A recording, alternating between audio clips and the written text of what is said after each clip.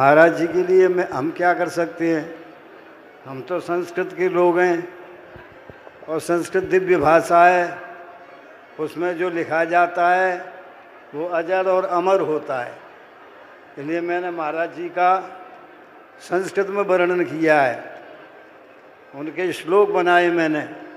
जब सुना कि आज बोलना है तो मुझे बोलना पड़ा।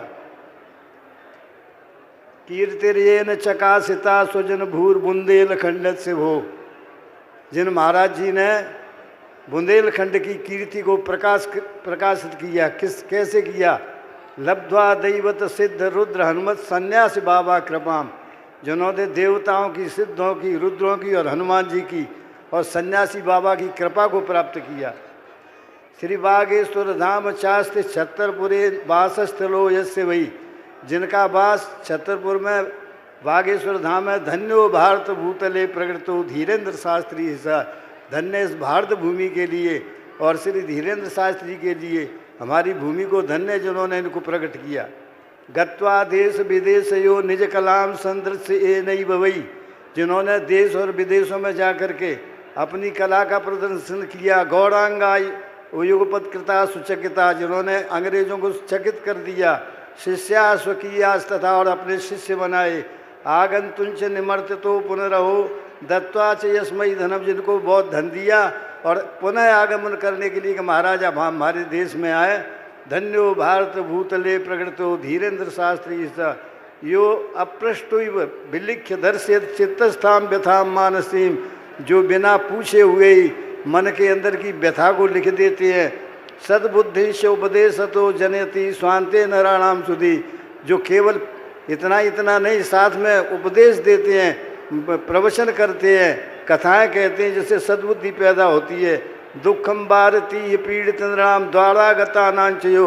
जो उनके आश्रम पर पहुंच जाता है उसकी पीड़ा दूर हो जाती है। सत्शिष्यो गुरु राम भद्र विदुषो। और जो शिष्य किसके हैं पूरे संसार में प्रसिद्ध श्री रामभद्र जी महाराज, जिनके 7 कंप्यूटरों की शक्ति है। जिन्होंने कभी भी जो 99% हमेशा वो उनके नंबर आते थे हर एक परीक्षा में, उनको दिखता नहीं है। PhD हैं, D.Litt हैं। उन्हें व्याकरण विभाग का अध्यक्ष किया गया था, उन्हें उसे निरस्त कर दिया। और इतना ही नहीं, उन्होंने चैलेंज दिया है विश्व के लिए। न को जातो जगते तलेस्मिन। संसार में कोई ऐसा पैदा नहीं हुआ जिसने प्रपीतवान स्फीत पयो जनन्या, जिसने अपनी माता का दूध पिया हो। ये उनका चैलेंज है। यो ब्रह्म जीवे के अतर्क बुद्धिया। जो जीव और ब्रह्म एक है, इसको अतर्क बुद्धि से जीवित राम भद्र मेरे सामने सिद्ध कर दे। इस बात को है दुनिया में कोई इसने चैलेंज दिया हो ऐसा। और इनके गुरु है, महाराज जी के गुरु की बात कह रहा हूँ। और इतना ही नहीं, जिस समय वो गए थे इसका राम जन्मभूमि के विषय में गवाही देने के लिए, तो जज ने पूछा आपको दिखता तो है नहीं। उन्होंने कहा मैं हनुमान चालीसा से लेकर के और वेदों तक जानता हूँ, मुझे कुछ भी पूछिए। तो उन्होंने प्रमाण दिया वेद का कि जन्मभूमि यहाँ होना चाहिए। जज ने पूछा आप अंग्रेजी जानते हो? हमारे महाराज जी ने कहा राम भद्राचार्य जी ने, मैं अंग्रेजी जानता ही नहीं, मैं अंग्रेजी में महाकाव्य लिख रहा हूँ। आज तक कोई ऐसा नहीं पैदा हुआ संस्कृत जिसने अंग्रेजी में महाकाव्य लिखा हो, जिसने हिंदी में महाकाव्य लिखा हो, जिसने संस्कृत में महाकाव्य लिखा हो। संस्कृत का महाकाव्य तो उनका ऐसा है कि राष्ट्रपति ने जब तक जिंदे रहेंगे तब तक 1 लाख रुपया उनकी सरस्वती को दिया जाएगा। उनको पद्म भूषण की उपाधि मिली है। मैंने लिखा है इसमें, सत्शिष्यो गुरु राम भद्र विदुषो देवावतार से। वो देवता के अवतार हैं, साधारण वस्तु नहीं है वो श्री रामभद्र जी महाराज, जो पूरे संसार में एक बार में आप सुना दो याद हो जाता है उनके लिए। अभी तक हमारे साहित्य जगत में केवल 1 अक्षर के 2 श्लोक लिखे गए थे, पर उन्होंने 3 श्लोक लिख दिए इसके ऊपर। श्रीमद पद्म विभूषण से तुलसी पीठ प्रभो धर्मिणा शांतो वैष्णव भूषण शुद्ध धरो निर्भीक भक्ता छो। उन्हीं के शिष्य श्री हमारे धीरेन्द्र शास्त्री जी हैं, जो शांत हैं, वैष्णवों में भूषण हैं, वेदों को जानते हैं और जो अंदर से मध्यमा वाणी से बोलते हैं। वाणी 4 प्रकार की होती है, पराप्रसिद्ध, मध्यमा और मैं। हमारे मध्यमा वाणी से बोलते हैं, इसलिए आप पे असर पड़ता है। रटी हुई वाणी इनकी नहीं है, अंदर से बोलते हैं ये। इसलिए धन्यो भारत भूतले प्रगटो धीरेन्द्र शास्त्री सा। कर तुम यस्य परीक्षणम।